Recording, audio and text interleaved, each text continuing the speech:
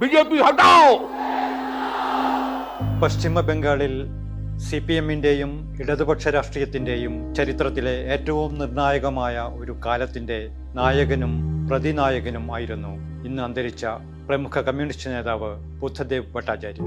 আমরা দিল্লিতে একটা বিকল্প সরকার করতে চাই, তার মূল কথা হবে বিকল্প নীতি। বিকল্প নীতি মানে কে প্রধানমন্ত্রী হবে সেটা আমাদের বড় চিন্তা না। 2000 മുതൽ 2011 വരെ 11 വർഷമാണ് അദ്ദേഹം പശ്ചിമ ബംഗാൾ മുഖ്യമന്ത്രിയായിരുന്നത്. 34 വർഷം നീണ്ട ഇടതുപക്ഷ ഭരണത്തിലെ രണ്ടാമത്തെയും അവസാനത്തെയും മുഖ്യമന്ത്രി. ബുദ്ധദേവിന്റെ ഒരു ദശാബ്ദത്തെ ഭരണത്തോടെ സംസ്ഥാനത്ത് CPM എന്ന പാർട്ടി അക്ഷരാർത്ഥത്തിൽ നാമാവശേഷമായി.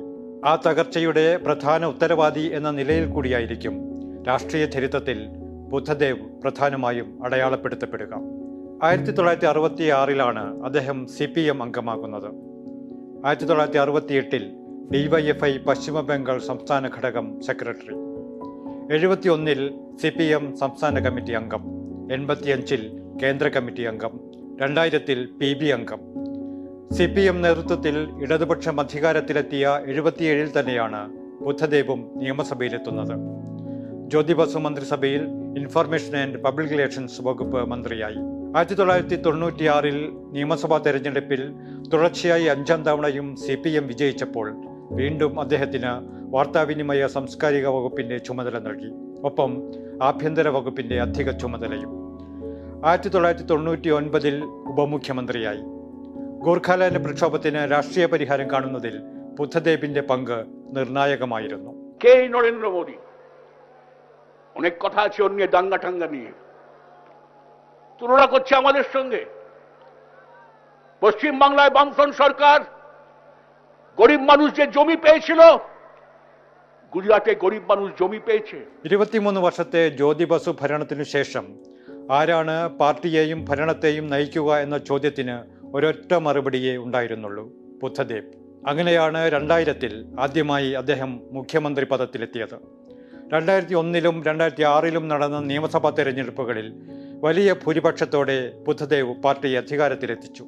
എന്നാൽ അദ്ദേഹത്തിന്റെ ഭരണം പാർട്ടിയുടെ ഏകകണ്ഠമായ തെരഞ്ഞെടുപ്പിനെ അടിമുടി സംഘർഷഭരിതമാക്കി. തൊഴിലില്ലായ്മയിൽ വീർപ്പുമുട്ടിയ സംസ്ഥാനത്ത് വ്യവസായവൽക്കരണമാണ് ഏക പോംവഴിയെന്ന നിലപാട് തുടക്കം മുതൽ അദ്ദേഹം സ്വീകരിച്ചു. വികസന മുരടിപ്പിനും സ്വകാര്യ മൂലധനത്തിലൂന്നിയ വ്യവസായവൽക്കരണമെന്ന ഒറ്റമൂലിയാണ് അദ്ദേഹം അവതരിപ്പിച്ചത്. അത് അതുവരെയുള്ള CPM നയങ്ങളുമായി ഏറ്റുമുട്ടുന്ന ഒന്നുകൂടിയായിരുന്നു. നവലിബറൽ നയങ്ങളെ തള്ളിപ്പറഞ്ഞിരുന്ന പാർട്ടിയെ അതേ നയങ്ങൾ ഒരു സംസ്ഥാനത്ത് പാർട്ടി ഭരണകൂടം തന്നെ സർവാത്മന സ്വീകരിക്കുന്നത് കടുത്ത പ്രതിസന്ധിയിലാക്കിയെങ്കിലും ബുദ്ധദേവ് ഒരു തരത്തിലുള്ള വിട്ടുവീഴ്ചയ്ക്കും തയ്യാറായില്ല. ഭരണത്തിന്റെ തുടക്കത്തിൽ നയപരമായ മാറ്റം പൊതുവെ സ്വീകരിക്കപ്പെട്ടു. IT മേഖലയിലും മറ്റുമുണ്ടാക്കിയ അനുകൂല നടപടികൾ ഈ സ്വീകാര്യതയ്ക്ക് കാരണമായി. അങ്ങനെയാണ് 2006 വൻ ഭൂരിപക്ഷത്തിൽ ബുദ്ധദേവിന് തുടർഭരണം ലഭിച്ചത്. കൂടുതൽ തീവ്രമായി തന്റെ നിലപാടുമായി മുന്നോട്ടു പോകാൻ ബുദ്ധദേവിന് ധൈര്യം നൽകിയതും തുടർഭരണമായിരുന്നു. ആ ധൈര്യത്തിലാണ് CPM-ന്റെ അടിത്തറ ഇളക്കിയ സിംഗൂരും നന്ദിഗ്രാമും സംഭവിക്കുന്നത്.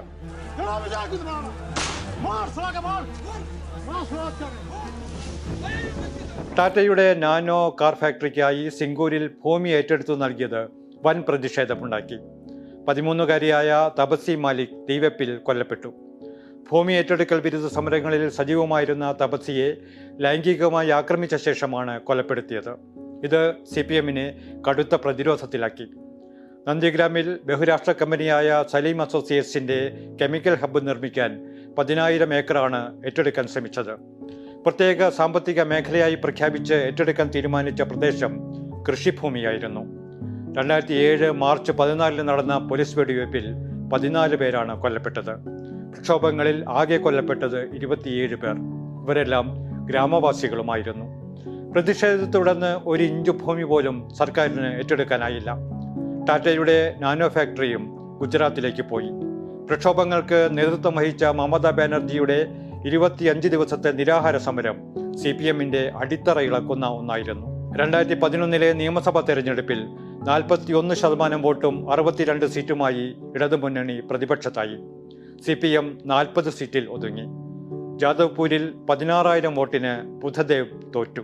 2006 തെരഞ്ഞെടുപ്പിൽ 50.1% വോട്ടും 235 സീറ്റുകളുമായിരുന്നു ഇടതുമുന്നണി നേടിയത്. 2011 തെരഞ്ഞെടുപ്പിൽ 26% വോട്ടും 32 സീറ്റുമായി ഇടതുമുന്നണി തകർച്ച തുടർന്നു. 2021 നിയമസഭാ തെരഞ്ഞെടുപ്പിൽ തകർച്ച പൂർണ്ണമായി. 5.6% വോട്ട് മാത്രം. നിയമസഭയിൽ ഒരംഗം പോലുമില്ല. മത്സരിച്ച 177 സീറ്റിൽ 158 സീറ്റിലും CPM-ന് കെട്ടിവെച്ച കാശ് നഷ്ടമായി. നിയമസഭയിൽ ഒരംഗം പോലുമില്ലാത്ത വിധം CPM-ന്റെ തകർച്ച പൂർത്തിയായത് ബുദ്ധദേവിന്റെ കൂടി സാന്നിധ്യത്തിലായിരുന്നു. വ്യവസായ വളർച്ചയുടെ നല്ല ഫലം ജനങ്ങൾക്ക് തിരിച്ചറിയാനായില്ല എന്നായിരുന്നു അദ്ദേഹത്തിന്റെ വിശദീകരണം. മുൻ പ്രധാനമന്ത്രി മൻമോഹൻ സിംഗ് ഇന്ത്യയിലെ ഏറ്റവും മികച്ച മുഖ്യമന്ത്രി എന്നാണ് ബുദ്ധദേവിനെ വിശേഷിപ്പിച്ചത്. 2018 CPM-ന്റെ എല്ലാ ഔദ്യോഗിക സ്ഥാനങ്ങളിൽ നിന്നും അദ്ദേഹം ഒഴിഞ്ഞു നിന്നു. 2019 ബുദ്ധദേവ് അവസാനമായി ഒരു പൊതുപരിപാടിയിൽ പങ്കെടുത്തത്. ക്രോണിക് ഒബ്സ്ട്രക്റ്റീവ് പൾമണറി ഡിസീസും വാർദ്ധക്യ സഹജമായ അസ്വസ്ഥതകളും അദ്ദേഹത്തെ അലട്ടിയിരുന്നു. നയപരമായ വ്യതിയാനങ്ങളാൽ വിമർശിക്കപ്പെട്ടുവെങ്കിലും ജീവിതത്തിൽ കമ്മ്യൂണിസ്റ്റ് മൂല്യങ്ങൾ അടിമുടി പാലിച്ച നേതൃത്വത്തിലെ ഒരു കണ്ണികൂടിയായിരുന്നു ബുദ്ധദേവ്. അവസാന നിമിഷം വരെയും ലാളിത്യം നിറഞ്ഞ ജീവിത രീതി തുടർന്നു. ബാലിഗഞ്ച് ഏരിയയിൽ 2 മുറികളുള്ള ചെറിയ സർക്കാർ അപ്പാർട്ട്മെന്റിലായിരുന്നു അദ്ദേഹത്തിന്റെ താമസം. രാഷ്ട്രീയ ജീവിതത്തിനോടൊപ്പം എഴുത്തുകാരൻ കൂടിയായിരുന്നു അദ്ദേഹം. കൊൽക്കത്തയിലെ സാംസ്കാരിക പരിപാടികളിൽ സജീവ സാന്നിധ്യം.